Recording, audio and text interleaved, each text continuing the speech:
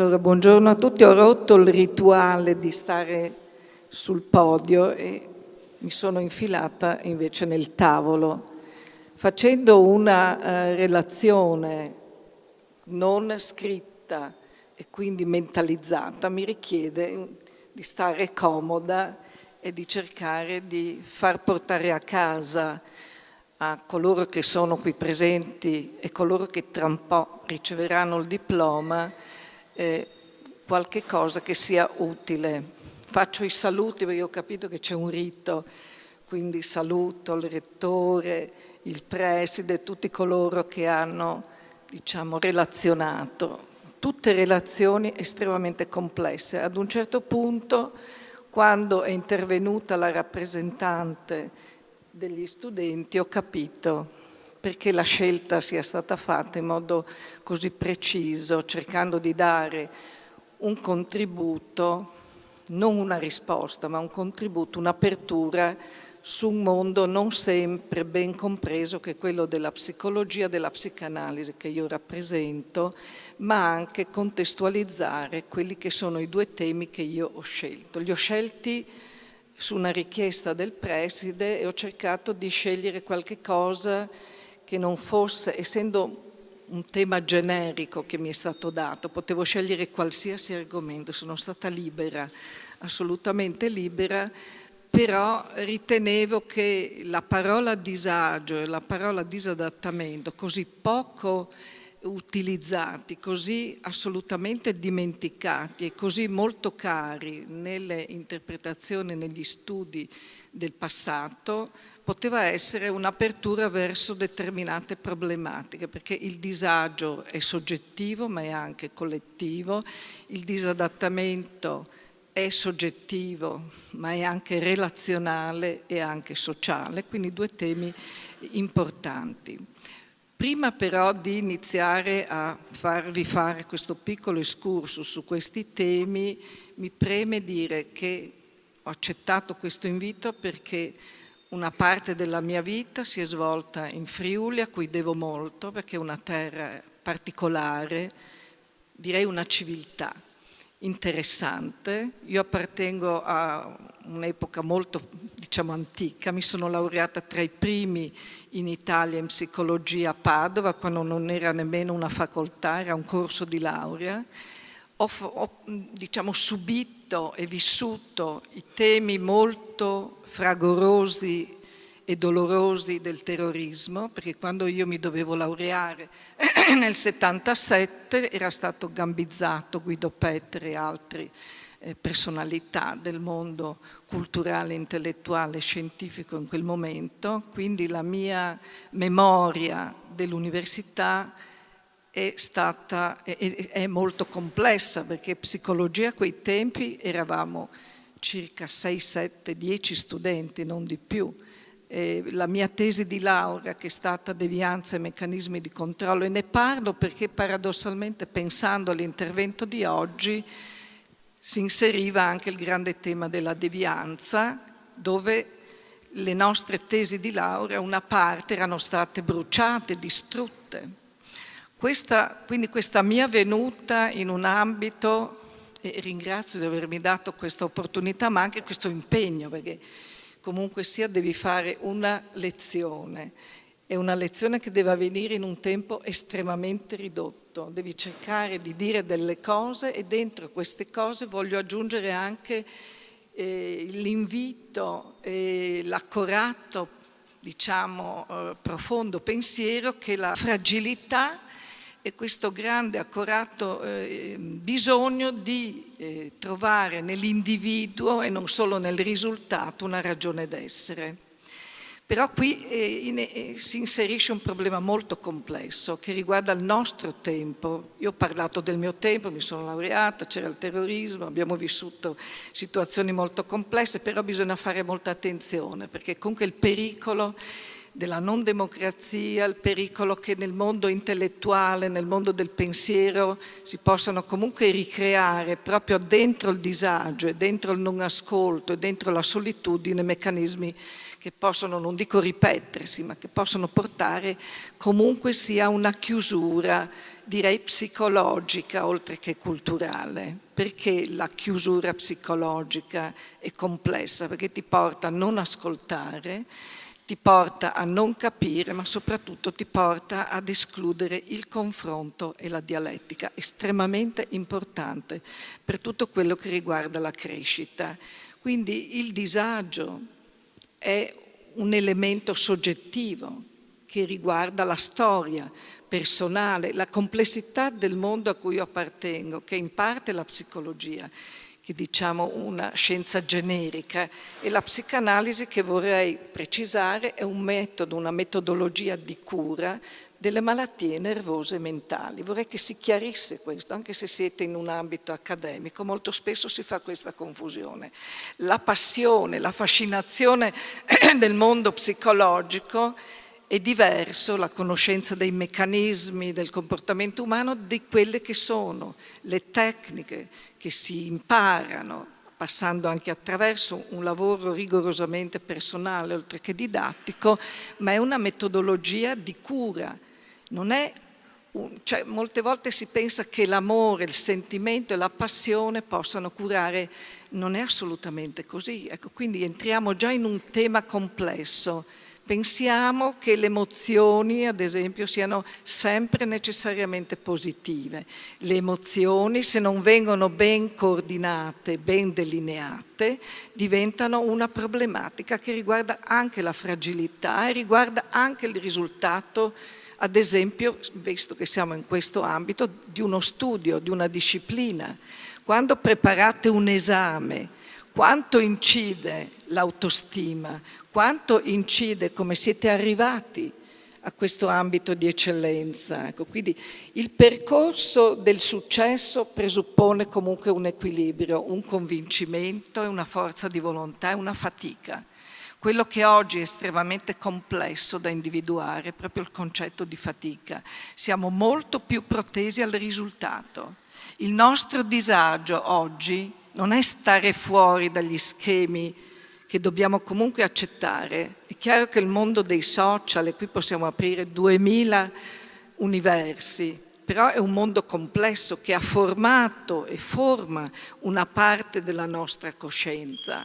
Cioè voi appartenete già, parlo agli allievi che oggi hanno raggiunto il loro risultato e prenderanno il diploma, appartengono comunque a un mondo che non è un mondo della relazione, non è un mondo del confronto, è un mondo solitario, perché i social sono un mondo estremamente solitario, però è la nostra realtà, quindi bisogna imparare a gestire in modo diverso la solitudine del pensiero, la solitudine della relazione. Infatti nel mio tema, quando mi è stato chiesto di cosa volevo parlare, ho aggiunto strutture sociali. Strutture sociali non sono gli edifici, non sono come funzionano gli organismi che si occupano della società, il comune, la regione, organismi di vario genere. Sono i meccanismi dentro i quali noi stabiliamo delle relazioni con il mondo esterno. Sociale vuol dire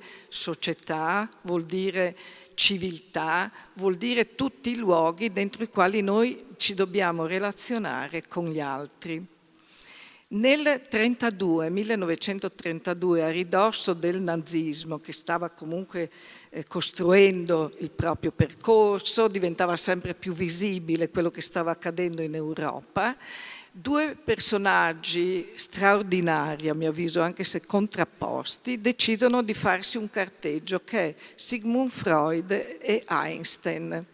Einstein e Sigmund Freud non si sono mai incrociati, però Einstein decide di scrivere a Sigmund Freud in un carteggio molto famoso, per chi vuole poi andarselo a vedere, dove il problema di Einstein è la guerra, cioè pone il quesito a Freud se è possibile che l'umanità possa non incappare continuamente in un meccanismo violento e aggressivo che è la guerra.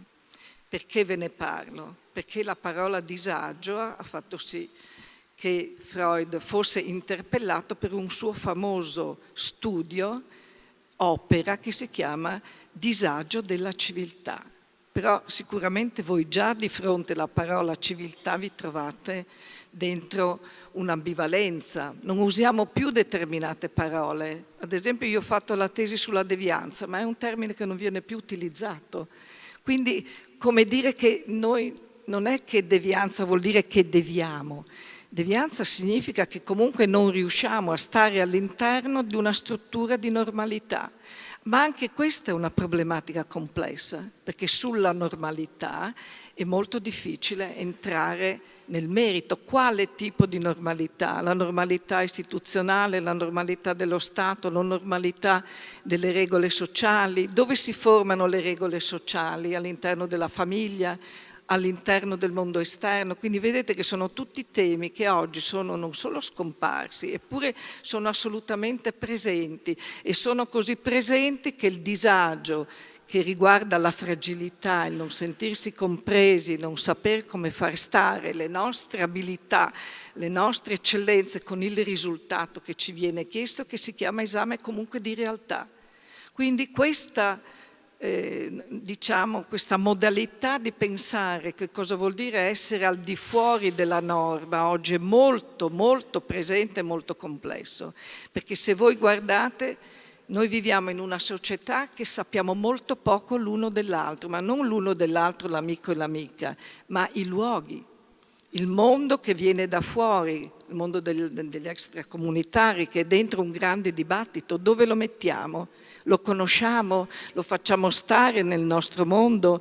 Oppure semplicemente dentro la parola accogliamo, però poi dopo l'accoglienza fisica non riusciamo a strutturare, visto che ci sono anche delle presenze istituzionali, bisogna iniziare a pensare che una volta che immetti in una struttura qualcosa di nuovo lo devi comunque contemplare, che ci piaccia o non ci piaccia. Se in questa stanza entra in questo momento una persona, non quelli che stanno entrando adesso, ma una persona vestita, non so, di carnevale, noi interrompiamo la nostra norma e dobbiamo assolutamente rivolgersi verso qualche cosa che stia entrando e che interrompe la nostra conoscenza. Per farvi alcuni esempi di quanto complesso sia la parola disagio e disadattamento, ma di quanto sia fondamentale che riusciamo a iniziare a contemplarlo. Tornando al carteggio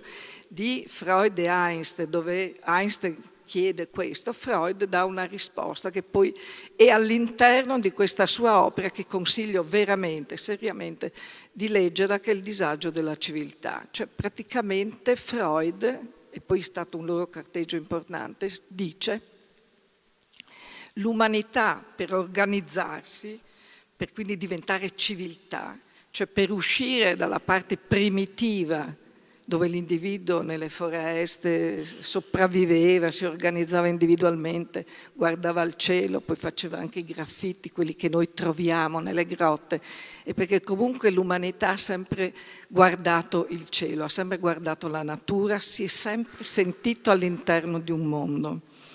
Cosa succede? Che la civiltà poi riguarda l'organizzazione. Lei ha trattato temi molto importanti sulla caverna, eccetera, che ci stanno anche su questo bisogno di filosofia e bisogno di comprendere a che punto siamo, perché agiamo in un determinato modo. Quindi l'umanità ad un certo punto ha dovuto scegliere tra la felicità e la sicurezza. Quindi Freud dice: siccome l'umanità, per reggere, per coesistere, per far sì che in questo momento non ci sia qualcuno che accoltella l'altro, per far sì che siete tutti comunque all'interno di una sovrastruttura che si chiama superio, comunque si chiama gestione del comportamento, affinché avvenga questo, l'umanità ha dovuto ridurre tutto il mondo delle pulsioni. La riduzione del mondo delle pulsioni vuol dire, su questo sempre Freud ha scritto al di là del principio del piacere, come dire, l'umanità è anche soggettività, quindi ognuno di noi ha dovuto rinunciare nella storia dell'umanità fino a qualche tempo fa, attenzione, perché adesso noi siamo in una fase molto complessa dove non accettiamo la riduzione del principio del piacere, anzi abbiamo basato da Ronald Lang e Goff Gottman, lì ho diviso tutto un mondo degli anni 60, dove comunque le regole, le sovrastrutture dovevano essere eliminate, perché all'interno di questa eliminazione l'individuo poteva essere felice. Questa è stata la grande utopia degli anni 60 e 70, a cui ancora oggi noi apparteniamo, senza rendercene conto. Quindi Freud dice la sottrazione della pulsione comporta un meccanismo molto complesso e qui entriamo nella parola disagio e nella soggettività che riguarda l'individuo umano. Quando tocco questi argomenti dentro quello che sono, diciamo, la scientificità di alcune regole. La psicologia dell'età evolutiva non l'ho inventata io, ci sono stati grandi scienziati a cui però dobbiamo riconoscere. Il bambino ha bisogno, per avere una buona affettività e quindi per essere in grado di capire gradualmente come costruire la propria identità, perché la costruzione della propria identità vuol dire sicurezza della possibilità di gestire in modo adeguato le tue caratteristiche, e l'accettazione delle tue caratteristiche è il luogo anche del successo scolastico, anche del successo sociale, personale, perché vuol dire che tu sai come utilizzare te stesso.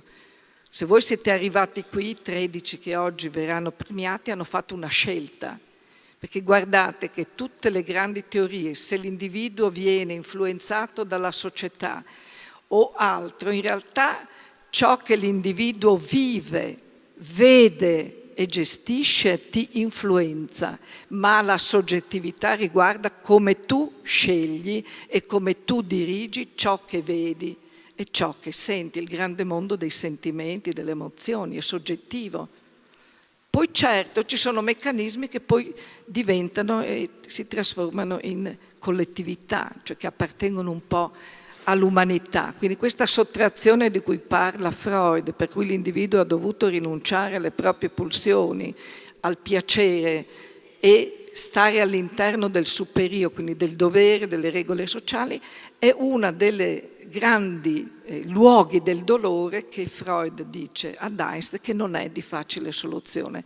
Cioè lui non dà delle soluzioni, perché di fatto dice, essendo l'individuo all'interno di meccanismi che lo rendono comunque non felice, perché deve rinunciare al piacere, alle proprie pulsioni, ma nello stesso tempo è condannato, se vuole sopravvivere a se stesso. L'umanità, se siamo nel 2023, è perché comunque l'umanità ha rinunciato pesantemente alle pulsioni. Poi ci sono state epoche in cui le regole sono state così tremende, così terrificanti, però comunque hanno una loro logica. Quindi il disagio oggi è riuscire a far stare la tua solitudine, perché hai internet, i social, poi sì, hai i luoghi. Mi ha molto colpito la parola casa con cui ha quasi concluso l'intervento la Spollero, che dice è la nostra casa,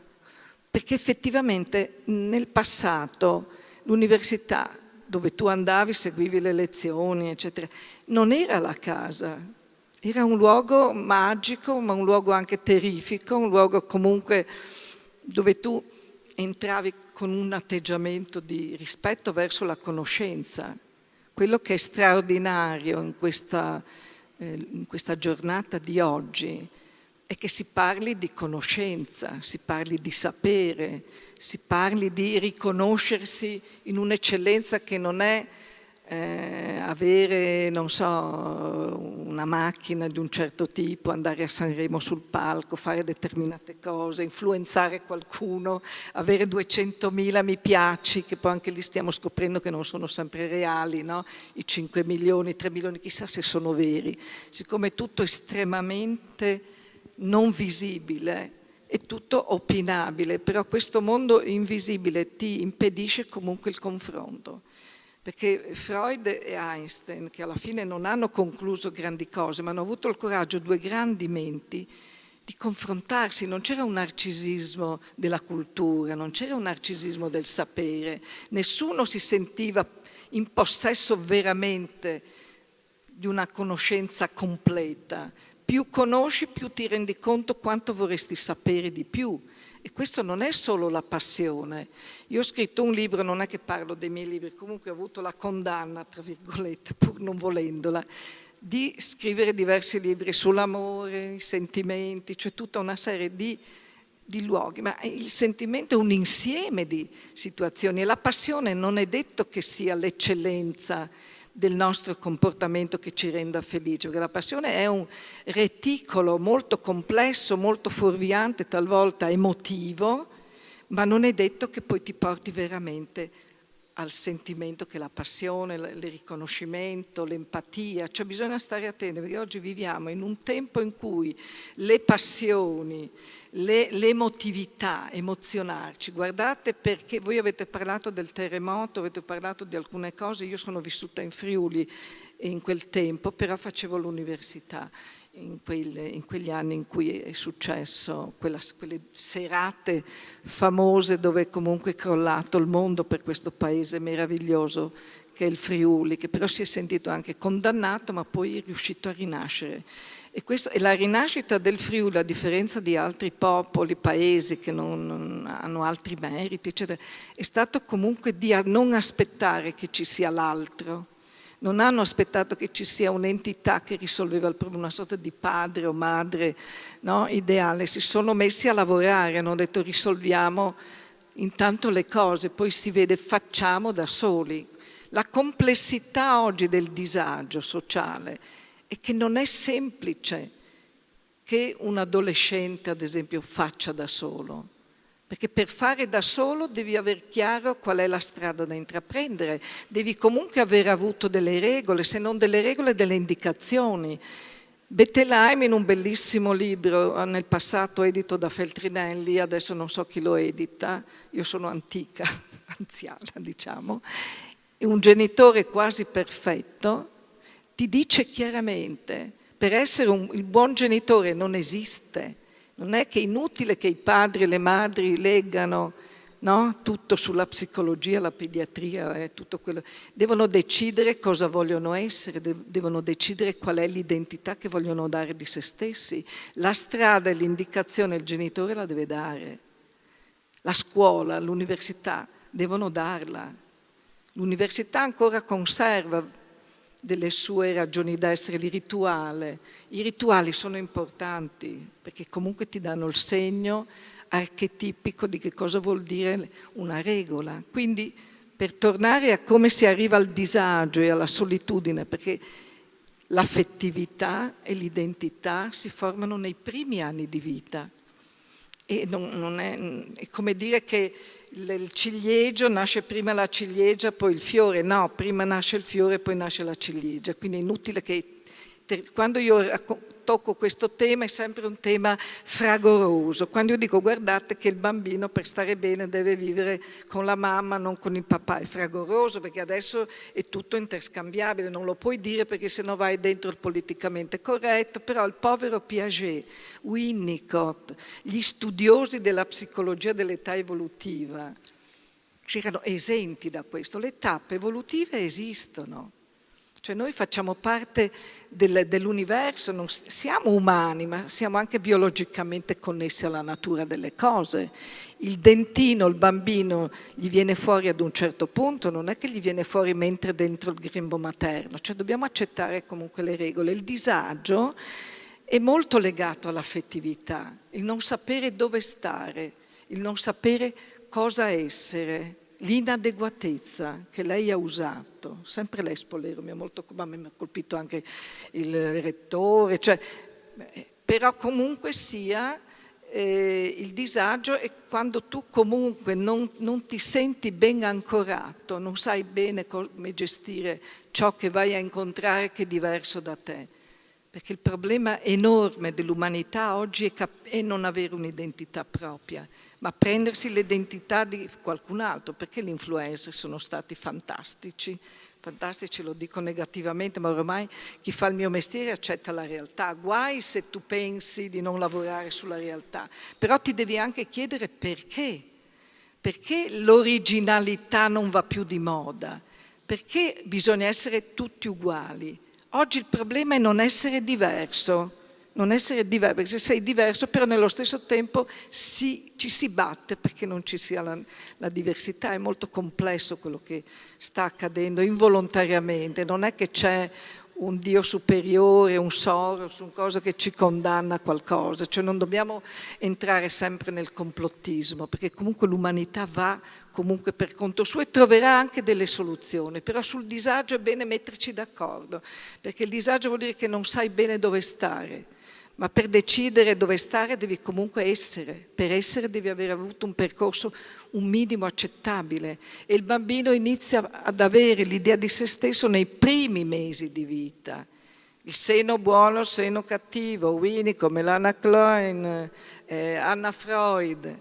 Cioè non è che sono, non so, a Sanremo probabilmente non saprebbero dove metterli, però comunque per noi, per il nostro mondo scientifico, non dialettico, scientifico, quello ha valore. Se il bambino quando nasce ha bisogno di essere rassicurato, il neonato dipende totalmente dalla madre, totalmente, o dalla madre se non c'è il corpo della madre comunque di qualche altro corpo. Però comunque questo noi non sempre lo accettiamo, pensiamo che il bambino comunque, infatti già a 1 anno gli diamo il telecomando e con grande orgoglio le mamme, magari che vengono in terapia, ti dicono però già lui sceglie. Dico scusi quanti anni ha? Ma guardi, ha 2 anni ma già sceglie lui i maglioni, sceglie. Quindi questa precocità è fuorviante perché non è che il nostro bambino sarà migliore, più sveglio, però noi gli diamo una responsabilità di scegliere molto grande senza che abbia gli strumenti, come dire scala la montagna ma non ti do gli scarponi, non ti dico come si attraversano i sentieri, non ti do nessuno strumento. Quindi vedete che è estremamente complesso non entrare nel disagio, perché il disagio è quando tu non riesci a far stare te stesso dentro quello che vai a incontrare fuori dopo. Il bambino inizia a percepire la realtà esterna molto presto, prima ancora di avere percepito la propria realtà, la propria identità. Poi certo i bambini fanno quello che possono, poi si organizzano. Le baby gang, che è un tema molto attuale, ma che rappresenta la summa, una sorta di figura totemica di che cos'è il passaggio dalla socialità alla criminalità. Questo viene descritto molto bene da molti professionisti che hanno scritto saggi sulla devianza è un termine antico, comunque sulla difficoltà di inserire se stessi nel mondo esterno, perché la piccola criminalità, quella che poi viene esaltata, riconosciuta e addirittura accettata, sono i trapper e i rapper.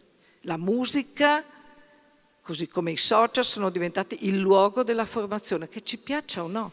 Perché quando tu tratti il tema della famiglia e dici guardate che il bambino per stare bene deve fare determinate cose, ti dicono però il genitore deve andare a lavorare, a chi lascia i bambini li deve mettere al nido e siccome deve lavorare nel nido, io lo chiamo una sorta di orfanatrofio, che non vuol dire condannare i nidi che sono fantastici, però il problema è chi ha le mie competenze e che appartiene a questo mondo della disciplina che studia il comportamento umano e anche come si ammala.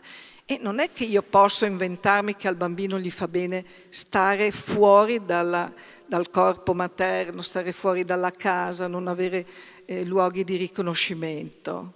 Perché poi dopo il disagio si trasforma, ma non subito, si trasforma nei passaggi disconosciuti e molto importanti che sono quelli della preadolescenza e dell'adolescenza. Perché oggi il problema sono i 10 anni, gli 11 anni, i 12 anni. Quindi una mia paziente che ha 15 anni e che è in terapia perché ha intrapreso la strada dei trapper, rapper, con coltelli, denunce, cose varie, abbandono scolastico e quant'altro, famiglia assolutamente apparentemente normale, ma chiaramente assente. Però quando io le ho chiesto, parlo proprio di 15 giorni fa, ho detto scusate, ma perché vi accompagnate a personalità che comunque delinquono, che comunque provengono da situazioni complesse? E ti dicono perché facciamo paura, perché uscire con un soggetto che è identificabile, no?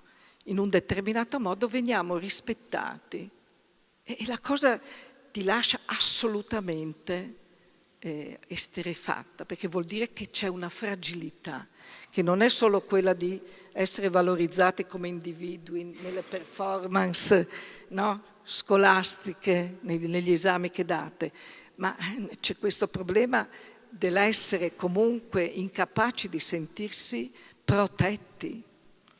Quindi, visto che oggi ci sono anche delle istituzioni che sulla sicurezza e la protezione si devono preparare, perché se l'organizzazione sociale del futuro è fare paura e comunque gestire la contrapposizione tra chi ha le armi e chi non ha le armi, tra chi è aggressivo e chi invece è per bene o comunque non contempla. Infatti nella narrazione tra Einstein e Freud c'era il problema della pace.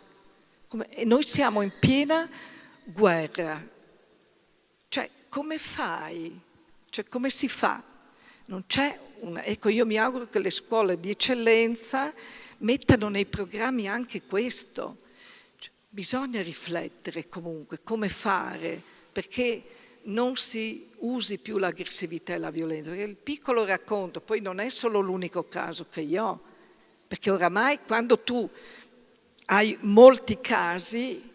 Ad esempio, io faccio questo mestiere da più di 40 anni, se in questi ultimi anni hai più adolescenti e bambini che non adulti, hai più maschi che non femmine, ti devi chiedere come mai c'è una, diciamo, strisciante malessere, disagio. Attenzione, poi questi sono disagi conclamati, visibili, evidenti, però il nostro ragazzino di 11-12 anni, quindi pubertà si chiama, vivono con la musica come riferimenti perché non hanno altro e vivono con determinati modelli di identificazione che non sono più i calciatori, cioè non sono più lo scienziato, sono altri modelli, il guadagno facile, perché molti nomi di questo genere che poi vengono anche incarcerati, sempre io ho 2 o 3 pazienti femmine, poi sui maschi dovremo aprire un altro.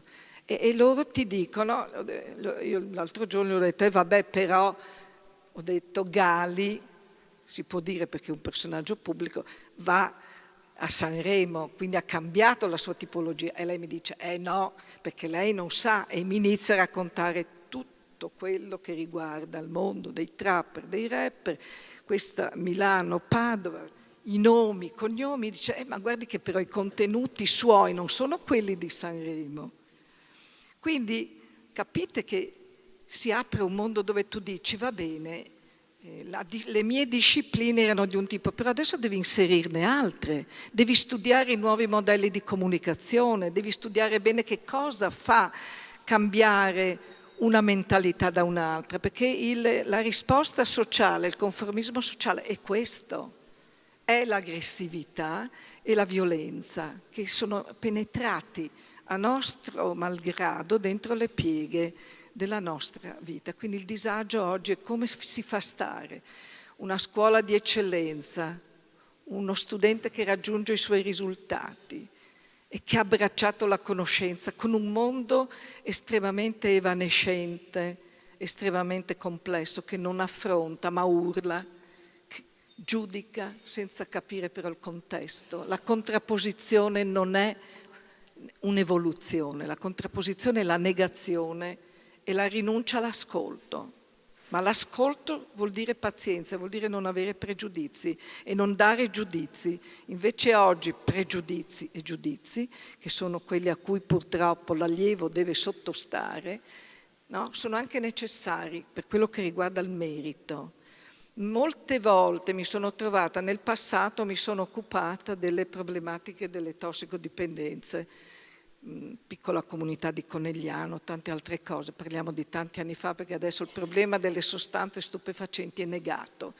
Cioè c'è un mondo, un fiume di roba bianca che gira ed è quasi legittimato, quindi che le persone si alterino e non riescano a gestire se stessi e le proprie emozioni perché devono chimicamente entrare in questo merito è comunque una realtà, ma secondo me ormai il problema non esiste.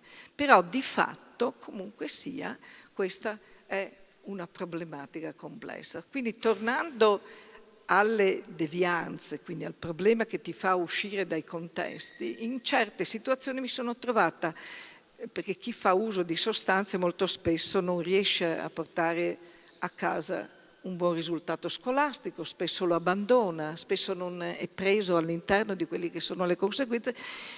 Sempre ho cercato di far ripetere gli anni, cioè se veniva abbandonata la scuola, che si riprendesse la scuola, la conoscenza, l'atto di umiltà verso la conoscenza è fondamentale. La fatica di leggere una cosa che non sei tu egocentricamente, perché oggi sono tutti insegnanti, sono tutti psicologi soprattutto, terapeuti, ingegneri, sono tutti consulenti finanziari, cioè nel senso che una forma di narcisismo complesso si è insinuata nella nostra vita, mentre la scuola, leggere i libri, sottostare al mondo dell'altro, che non è sottostare in modo passivo, ma guardare quello che l'altro ti dice, è una delle vie salvifiche, è uno dei luoghi. Chi di voi oggi prende il diploma ha avuto la pazienza, il coraggio di sottomettersi alla conoscenza del professore? Oggi i professori vengono accoltellati, vengono picchiati. Ma certo c'è un narcisismo complesso, ma il narcisismo, attenzione, nasce dall'isolamento e dalla concentrazione su se stessi. Chi delinque concentra su di sé una visione della vita, questo non vuol dire giustificare, ma capire.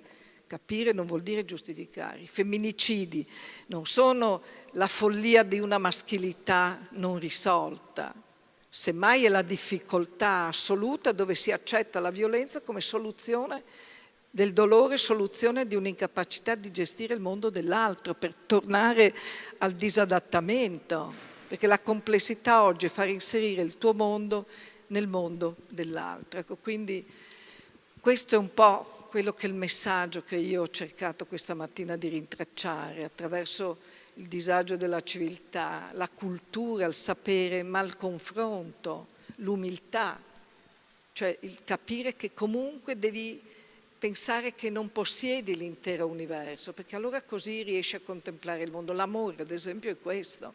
È facile dire non è un possesso, eccetera. In realtà l'amore è il più grande atto di altruismo, dove l'individuo, dentro il desiderio dell'altro, decide non di riconoscersi, ma di comprendere ciò che è diverso da lui. Quindi io faccio gli auguri più belli, perché comunque voi appartenete, non dico a un'elite che è un brutto termine, ma voi comunque avete già fatto una scelta.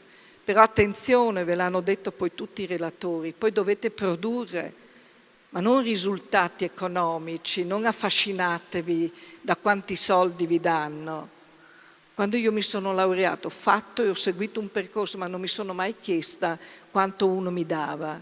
Certo, c'è il problema della gestione economica, dell'autonomia, il bisogno di sentirsi finalmente slegati da una famiglia che comunque magari si è impegnata economicamente per te, ma è comunque la pazienza di trovare la strada, ma poi di viverla. Va bene anche la casa dell'università che diventa casa, però dobbiamo anche cercare di risolvere il problema della casa da cui proveniamo, che è la famiglia. Se non si sta bene in famiglia non la puoi rigettare, devi comunque cercare di dirtelo. Non puoi sostituire una casa con un'altra, è un'altra cosa. Quindi ringrazio il magnifico rettore, fantastico, brillante, non è un rettore, sembra un'energia vitale, e ringrazio il preside che mi ha invitato, che ha voluto che io facessi questa cosa, spero di essere stata all'altezza della situazione, però in contesti di questo genere mi sono rifiutata di fare una lezione, diciamo. Io non uso le slide perché non sono un formatore. Con questo non voglio dire che non credo nella formazione, tutt'altro. C'è bisogno anche di tutta una serie di numeri e di regole e rigori. Vi auguro quindi un felice futuro, osate ma con rigore, perché comunque la fatica per arrivare a usare bene le vostre conoscenze, perché poi l'università ti porta al lavoro. Quindi io mi auguro per tutti un grande successo, e se non c'è, non mollate comunque. L'insuccesso esiste, ma nell'insuccesso tu devi scoprire cos'è che non ha funzionato. Un esame che non è andato bene, cerca di vedere cos'è che non hai fatto. Poi certo la comunità, questo mondo per noi non era proprio così, perché era molto politicizzato, era molto complicato nel passato, ma adesso è tutto estremamente più fluido. Ecco, questo la modernità, chiamiamola così, vi consente molte più libertà, però bisogna usarle per se stessi, ma anche un minimo per il bene degli altri. È fondamentale rilanciare la solidarietà e questa università voi l'avete perché c'è stato chi l'ha voluta, chi si è unito, ha lottato, ha coinvolto e alla fine vi ha dato questa opportunità. Grazie a tutti e buon lavoro e buon futuro.